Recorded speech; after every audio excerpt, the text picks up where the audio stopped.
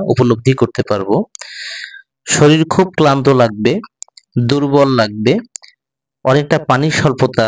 দেখা যেতে পারে, ত্বকে ফুসকুড়ি উঠতে পারে, গলা ব্যথা হতে পারে, বমি বমি ভাব হতে পারে এবং খাবারে বেশ অনীহা চলে আসতে পারে। ভাইরাল ফিভারের সবচেয়ে বড় কমপ্লিকেশন যেটা হতে পারে সেটা হলো সেকেন্ডারি ব্যাকটেরিয়ার সংক্রমণ হতে পারে, পানি শূন্যতা হতে পারে,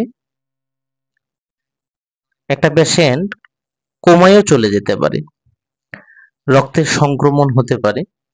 মস্তিষ্কের প্রদাহ হতে পারে, কিডনি এবং লিভার অকার্যকরও হয়ে যেতে পারে। এই রোগের জন্য যে প্রিভেনশন অর্থাৎ প্রতিরোধ করতে যেটা আমাদের করণীয় সেটা হলো অধিক পরিমাণ ঠান্ডা ও গরম পরিবেশ যথাসম্ভব এড়িয়ে চলতে হবে, পর্যাপ্ত বিশ্রাম নিতে হবে, পুষ্টিকর ও সহজপাচ্য খাবার খেতে হবে, শরীরের তাপমাত্রা কমাতে একটু পর পর মাথায় পানি ঢালতে হবে বা মাথা ধুয়ে নিতে হবে, বাইরের খাবার পরিহার করতে হবে এবং প্রচুর পরিমাণ ফলমূল খেতে হবে। পানি স্বল্পতা এড়াতে প্রচুর পরিমাণ ফলের রস খেতে